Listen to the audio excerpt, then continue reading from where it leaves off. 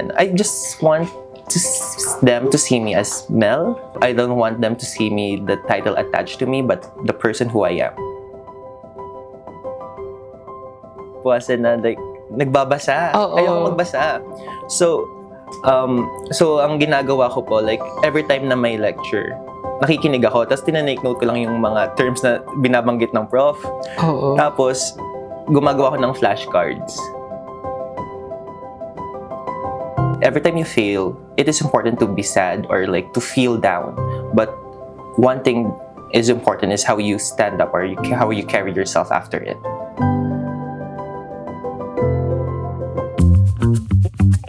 Summa cum laude ka, naranasan mo na rin ba mapatayo? Like, fake tinanong tapos, wala ka sagot. May gano'n ka ma-experience? Hindi lang po pinatayo, pinapush up ako. Ay, talaga? Sa anong subject yan? Yun nga po, isang minor lang po. Di ba? Iba ang minor talaga. Iba ang hagupit ng minor. My friends here really like perceive me as like a party boy, like parang palatagay lang, parang ganun. Parang mas social life po. Then, the moment na I posted it, I posted my like summa cum laude. Nagulat sila. Tapos sabi nila, paano nangyari to? Parang ganito ba to? May tinatago ba to? Alam ko pong may quiz ako this Monday. Tapos may party ako ng Sunday. Mag-review ako ng Saturday. Nakaplano na. I think I'm very organized with my schedule and my task po.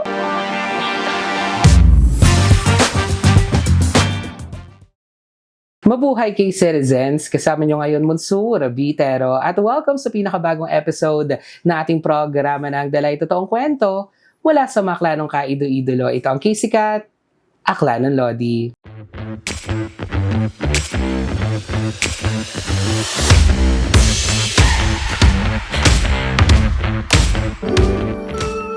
Ang ating Lodi guest this episode ay isang inspiring summa cum laude.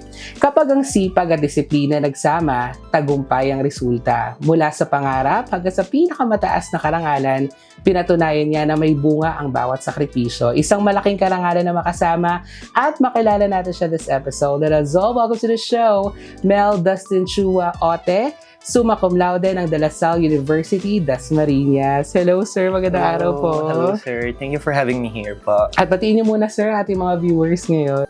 Hello K-citizens, I'm Mel Dustin Chua Ote, your summa cum laude at De La Salle University, Dasmariñas.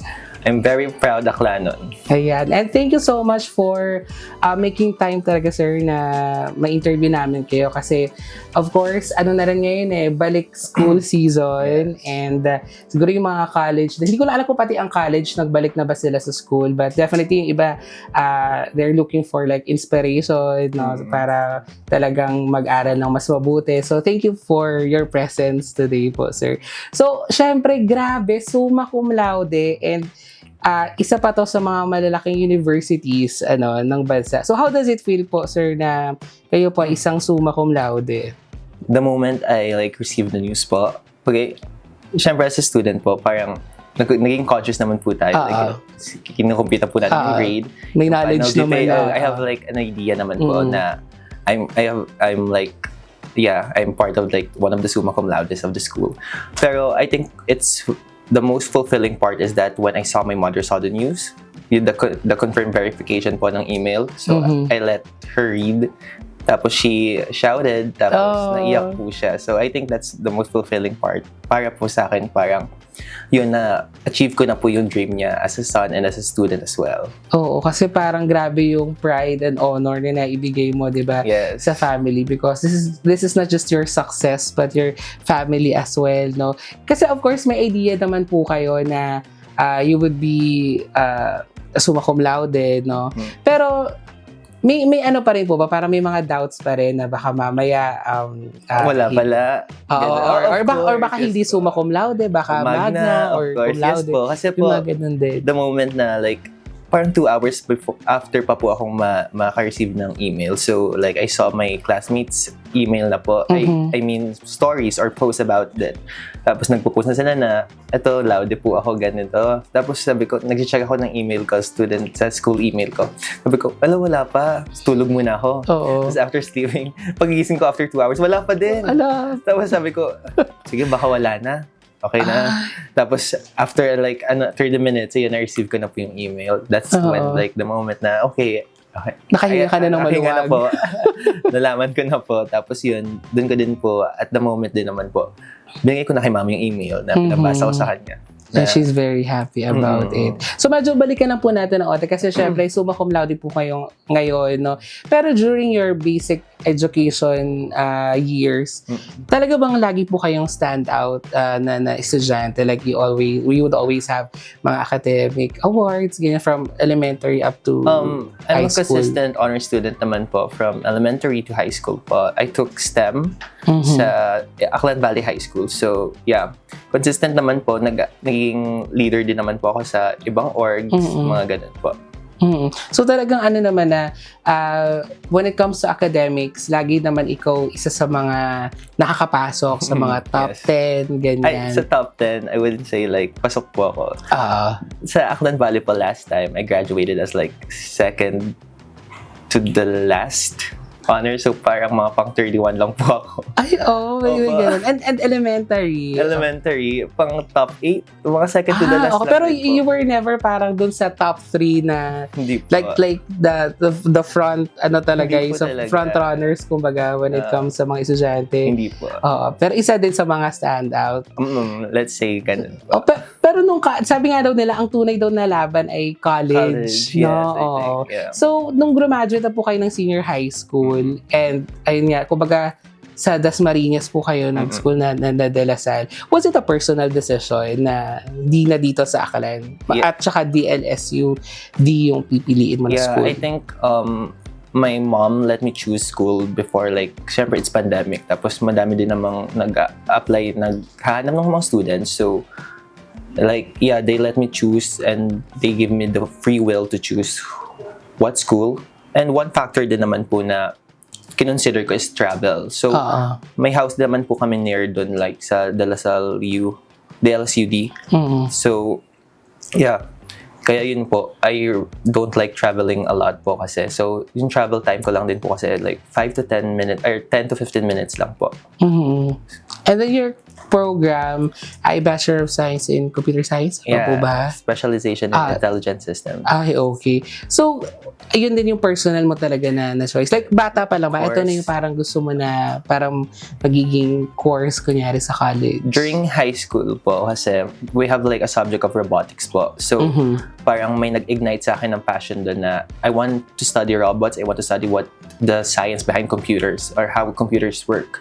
So, I believe, and especially right now with the innovation of technology, including the emerging of AI. So, I think mas naging curious ako on how AI works, on how we should be able to apply AI in our daily lives. And ang Aklan Valley naman talaga, kilala rin talaga sila when it comes to mga robotics, Opo, no, sa yes. computer. So, parang doon din nag-start siguro yung parang curiosity. And to passion oo. po. Yes. May mga ano ka ba, parang major adjustments? Kasi syempre, hindi ko lang sure, no? Pero kasi sa atin dito, probinsya talaga no? Yeah. So, tapos dun ka na magka-college. What were the major adjustments that you had? Of course, number one, syempre back from zero ulit. Oo. I need to like risk it. I need to like loosen up or lose all my connections here just for me to like achieve the dream. One adjustment is like I don't know how people would perceive me as me. I don't know how would they treat me. Of course, I'm from like a province lang. Tapos sila mga city people like that. So May fear din. may fear, there's a fear. Pero of course, every risk has a fear naman po, I believe. So, yeah. Feeling ko po, yun lang po yung adjustment right now. It's, of course, wala po akong support system. Wala din po akong malalapitan that time. So, I think yun po yung adjustment right now was like, kung paano ko po i-handle yung mga situation. Especially, I'm alone lang during that time. Kasi syempre dito kasama mo yung parents mo, you have your family. So doon, did you feel na parang biglaang ka naging independent? May ganun ba? Opo, super po. Kasi di ba, we came from the pandemic time. So, mas Yes, oo. kasama po natin yung family natin inside the house for like 2 years. So, after that, parang naging homesick na din po ako. Parang I've been calling kay mama, sabi ko, Ma, I don't wanna go here. Gusto ko na po Bumalik na lang. Pwede na po mag-shift. Ganon, parang ganon. But of course, I just keep my goal in mind na kailangan natin ma-achieve to, kailangan may patunayan na kaya natin. Mm-hmm. So nung nagsa-start ka na doon talaga mag-school, and you met na rin naman na these people, kasi sabi mo nag-start ka from zero talaga. How was it like? Na para may feeling ka rin ba na parang bagong tao rin ako kasi nasa bagong environment ako, bago yung mga tao sa paligid ko. Diba, the way I speak, parang kailangan ko parang ihantulad po sa kanila. On like how, yun nga, I'm the fear of how people would perceive me as me. So parang may konting adjustments about myself, kung paano tayo makipagtungo sa ibang tao. Maybe iba po yung nila, the way, kung ano yung expression ko, baka misinterpret po nila. Kaya ganun po. May mga changes ka na ginawa for yourself. But how were you able to like still stay sa authenticity mo in spite of, kailangan mo mag-adapt din sa environment? Of course, for me po, just be true to yourself na lang po. Know your truth as a person. Yun lang po yung pinanghahawakan ko throughout my journey. It's because I know it may change, we may change, people change based on the experience, but what I uphold right now is my true self, and that's what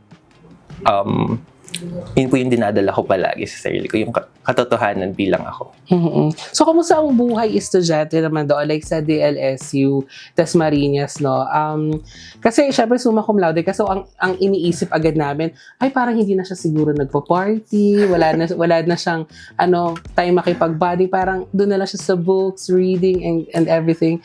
Totoo ba? Kasi summa cum laude, di ba parang ang hirap naman maging summa cum laude, tapos party-party, gano'n. I was very grateful that I have given the privilege and luxury of time. So, wala po akong iniisip na like, kunwari, like, pag-uwi ko, like, wala akong iniisip na ibang gawain, pag-aaral. So, yeah, I was able to maintain my social life and my academic life as well. I'm like actually a different person inside the school and outside the school po. So, yeah, I do parties. Ay, talaga? BGC boy po. Ay, wow! So, parang may pinipress ka na boto. Pag sa school, eto naman. Actually, like, my friends here really, like, perceive me as, like, a party boy. Like, parang palatagay lang. Parang ganun. Parang mas social life po. Then, the moment na I posted it, I posted my, like, summa cum laude. Nagulat sila. Tapos sabi nila, paano nangyari to? Parang ganito ba to? May tinatago ba itong Parang ganun. Kasi dito, parang very outgoing ka. Yeah, I'm very outgoing here. Kaya lagi akong nasa labas. Ganun. So, ganun din ikaw do. Kahit wala ka na dito. Like, nagpo-party din. So, paano yun? Like, may mga times ba na party tapos the next year medyo early yung class, may mga ganon? Opo, may times po talaga. Minsan may quiz pa po. Diyos ko, Lord. So, paano yun? Oo nga, parang hindi naman siya mukhang stress siya haggard sa pag-aaral, no? Paano nyo rin po nagagawa yun na... Kasi diba parang ang hirap ng ganon, yung iba-balance mo yung social life and your academic life. Like I said po, yun nga po, I have the luxury of time. So, I think time management na din po. For example, alam ko pong may quiz ako this Monday. Tapos may party ako ng Sunday. Mag-review ako ng Saturday. Nakaplano na. I think I'm very organized with my schedule and my task po. Minsan po, tinatapos ko na po agad pag bigay na. Parang ganun po. Like, parang may more time na po ako. Gumawa na ako anong gusto. Like, I'm like super good at time management po and organizing my stuff. So, syempre sa program niyo po na ito, baka may mga nag-iisip din na, ano kaya to? Maganda kaya tong program? A little, lang po, parang background about sa program niyo na to. Okay, so, basically, computer science, we like study the science behind computer, like how the origin of computer, how computer works, the program inside it. So like, in terms naman po, yung specialization ko, which is intelligent system po, it deals with AI, how AI works, how we train AI, how we use AI in our daily lives po. So, speaking of AI, parang lahat ata ngayon gumagamit na ng AI, yes. No? Oo. So, para sa'yo na, kumbaga, ito na yung program na pinagtapusan mo, what do you think are the pros and cons of AI sa perspective ng someone na talagang pinag-aralan to? Okay, I think AI is like we should use AI as like our assistant. I believe in that. Na parang, I think lahat naman po kasi na parang nandito AI na. While scrolling sa TikTok, yung mga algorithm sa TikTok, it's AI na din po. So parang, yun yung like we use AI na makakapag-help po sa atin. Hindi po yung makakapag-replace ng people's work. For example, art-generated AI. Parang, yes, it is cost, parang mas mura. But I think what ang nawawala lang po nowadays, the creativity of the people. So, totoo ba na there's a possibility na baka sa mga susunod daw ng mga generation or taon, baka palitan daw ng AI yung mga tao? Totoo ba yun? Ano po yan? Fear lang po yan ng mga tao. Okay. Pero ano po kasi, ang AI po kasi trained by a person. Parang hindi po mag-work ang AI pag wala pong tao, walang gumawa na tao. So I think AI is made by a person. So hindi po, I think, or for me, hindi po ma-replace ng AI ang mga tao. So, balikan lang din po natin, Ote, yung pag-aaral po ninyo, lalo na sa mga followers po natin and viewers sa mga estudyante. Sa pag-aaral niyo po, ano po yung parang challenge ninyo so far na you thought na medyo hindi mo na makakaya that time, pero eventually na-overcome mo naman? Yun nga po, like I said, I don't have a support system. So okay, yun every talaga. time, it's very depressing. Like the first to 2 years of my time there po, ang hirap po, like kunwari, ayun nga, bagsak ka, parang may ganun, may times din po na down din po ako na ayoko na, hindi ko na kaya, parang may ganun, may times naman din po. Tapos, so talagang sinasarili mo lang. Opo, yeah. And syempre yung pag sinabi kasi natin ng mga taga De La Salle, di ba? Verconio, di ba? May mga ganun kasi silang pagkakilala. So sa tingin nyo, ano yung parang misconception ng mga tao when it comes sa inyo ng mga taga De La Salle? Ano naman po, not all Lasallians are rich po. Hindi naman po lahat ng, like parang mayabang, ganon.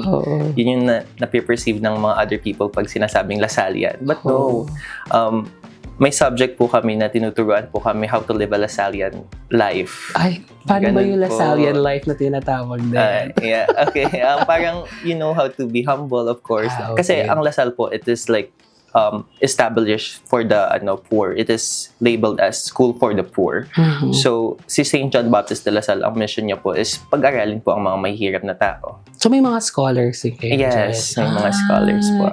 Okay. Pero syempre, medyo matagal-tagal na rin yung stay mo dito doon sa doon sa De La Salle. Pag umuwi ka ba dito, may mga impressions ba sila na, uy, parang nagbago ka na, or uy, parang iba ka na magsalita. May mga ganun-ganun Yes din ba? po. Parang I lost din po may Aklanon language or dialect din po. Parang ganun, nawawala na din po ako. Pag inaasal ka nila the way you speak, medyo napipikon ka din? Or Hindi medyo naman, okay natatawa na lang natatawa po na lang ako. Minsan, nag-aaklanon naman din po ako. Pero sabi nila parang, kinamatis?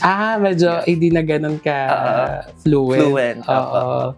So ngayon naman na you graduated summa cum laude, syempre happy talaga, no? I mean, not everyone talagang makaka-experience ng ganito, makaka-graduate with flying colors. But does this give you more inspiration or minsan pressure na parang kailangan mo maging somehow perfect? Pag tinanong, dapat may sagot. Alam mo, yung parang iba na yung tingin sa'yo ng mga tao. Ang taas ng standard nila when it comes to... Parang di ko pa naman po na-experience na parang, I just want them to see me as Mel. I don't want them to see me, the title attached to me, but the person who I am. Yun lang po yung gusto kong makita ng mga tao. And I'm very different nga po outside. So feeling ko, di naman magbabago yun. Siguro when it comes to your closest friends, medyo ibang Mel naman siguro yun. Yeah. Pero pag sa, mga strangers lang po, of course, nag-iba din naman po yung tingin nila. But yeah, I just wanna say like stay humble, like ganun lang po. Yung pagiging summa cum laude, kasi syempre dream yan ng mga estudyante, kahit yung mga hindi naman nag-aaral, nagdi-dream pa rin mag summa cum laude. Paano kung magsusumma cum laude, ikaw nag-aaral? Pero how do you review? Parang, how do you study? May study technique. Baka may mga gustong maka-pick up noon, ma-apply nila sa sarili nila. I'm not like that type of person po kasi na like, nagbabasa. Ayoko magbasa. So ang ginagawa ko po, like, every time na may lecture, nakikinig ako, tapos tinanake note ko lang yung mga terms na binabanggit ng prof. Tapos, gumagawa ko ng flashcards. So, every time na ako nag-review ako, nagpa-flashcards lang ako. Pero flashcard digital lang. Yun lang po yung way of reviewing ko. Kasi pag nagbabasa po, na-overwhelm yung yung utak ko. Like, kunwari, magbabasa ako ng long documents. Ano po ako, parang na-iirita na hindi naman importante yung ibang part. So, yeah, ganun. Tahimik ka ba sa classroom? Or medyo madaldal din? Sa classroom po, depende po. Depende sa katabi. Depende sa katabi. Mostly po, tahimik naman. Syempre, bilang summa cum laude, naranasan mo na rin ba mapatayo? Like, fake tinanong tapos, wala ka sagot. May gano'n ka ma-experience. Hindi lang po pinatayo, pinapush up pa po. Ay, talaga? Sa anong subject yan? Yun nga po, saan minor lang po. Di ba? Iba ang minor talaga. Iba ang hagupit ng minor. Gabi po yung gabi. Nainis po ako dun kasi wala namang ginagawa. Tapos pinapunta ko sa push up ako 5 beses daw. Dahil? Wala lang, parang yamot lang yung mukha ko. Okay. So, parang feeling niya, hindi ka interested. Sa subject, gano'n. Yung hindi ka interesado. Eto sa'yo, push up ka sa akin. Parang walang energy, gano'n. So, ikaw, nag-push up ka din. Opo. Ay, tulogo. Sorry, summa cum laude na yung pinapush up. Talaga? Opo.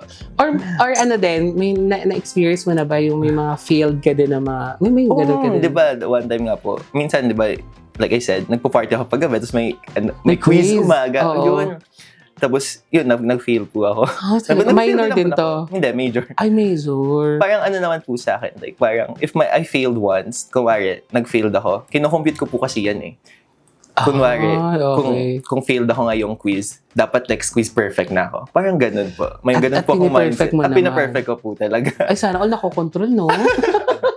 Minsan hindi natin nakokontrol mo. Parang ano ko po, parang kunwari kung wala na akong magawa na bagsak na talaga. So, dapat next alam ko naman po yung like minimum na kailangan kong makuha para makapasa. Very systematic as a person. Diba? Talagang parang super... idaan mo na agad as mga laws, kailangan i-gain naman sa ganito. Pero yung parents mo po, are they very hands-on? Like, chinecheck rin nila na yung grades mo every now and then? My mom is very trusting. Alam po niya ako as a student and as a person. So, pinapahinahayaan lang niya ako. Gumala, sabi niya. Kasi sa isip niya, ay, kaya niya yan. Parang ganun. May tiwala. Ganun po siya. May tiwalang mom ko. So, syempre ngayon, may mga estudyante rin po na nanonood sa atin ngayon na siguro they are also aiming for a laude. For example, gusto talaga nila mag-iisang summa cum laude. What's your piece of advice po sa kanila? I think number 1 lang po, it's if you have a big opportunity in front of you, you must like grab it. Second po is like parang risk it. You know how to risk. Don't be afraid of failure. Kasi I believe po, fear of failure is like paralyzing yourself or your growth as a person. So, feeling ko, every time you fail, it is important to be sad or like to feel down. But one thing is important is how you stand up or how you carry yourself after it. Wow. Ayun. So sana naalala nyo yun. Tsaka sana naiintindihan nyo yun. Aklanin po natin. Pero ngayon naman po na siya, summa cum laude po kayo. What's next? Kasi August pa graduation. Yes, diba? August pa po. Excited na ba? Excited. Super excited na. May award na eh. Ay. So what's next for you after graduation? May nag-iintay na ba na work? May tina-target ka na ba na magiging trabaho? I'm planning to take like work related on data analyst or software engineer or system engineer. So yeah, after graduate, I think I want to apply on like companies that with that job po, or that specific field. So for me naman po, as a Mel, I think I'm ready naman na to like navigate the adult world not Alright, just na. as a student but also as an individual for my growth and my career. So ngayon talagang very happy and very proud din kami na merong Aklanon talaga na Thank kagaya mo na talagang kahit wala ka dito sa Aklan, you still gave pride para sa amin ito na naging summa cum laude ka. And of course, baka may mga gusto kang pasalamatan or batiin na naging part ng iyong success na ito, Mel. Okay, so I just want to shout out to my friends here in Aklan. Rusty's, hello. Merot, Nicole, Kate, Makaila, Razel, and to my family, my Chua family and my Ote family, and to my friends in Cavite and in my school. KJ, hi, I'm here na po. Lagot kayo. Ayun, may pagbabanta pa no? Oo. I'm here na. And thank you for all the support and all the the lessons that I've learned, especially with the peers that surrounds me. Feeling ko may big help naman din kayo. So, give ko na sa inyo yan. Ayan. And very proud sa'yo ang New Washington. Talagang they posted talaga. Doon po namin kayo nakita na, ay, oo nga, sana ma-interview natin si Sir Mel. So, again, Sir Mel, maraming salamat po. And congratulations once again. And maraming salamat din sa inspiration and pagiging chill and cool lang, na pagiging estudyante na i-share mo sa amin. Kasi, syempre, yung mga estudyante, di ba, iniisip nila pag naging summa cum laude ka, kailangan talaga parang wala ka ng social life, diba? Parang libro na lang. Pero ikaw nagpapatunay na pwede pa din. Yes. Kahit chill lang. Basta marunong lang talaga mag-manage ng time. So maraming salamat po. Maraming salamat sa lahat natin mga kay-citizens na nanonood sa ating community channels 1 and 24. Ganon din sa ating Facebook page and YouTube. Don't forget to react, comment, and share this episode. Abangan po natin sino kaya ang ating susunod na Lodi guest. Dito lamang yan sa programang K-Sikat. Aklanon Lodi. K-Sikat Aklanon Lodi would like to thank Congressman Papa Jess Marquez.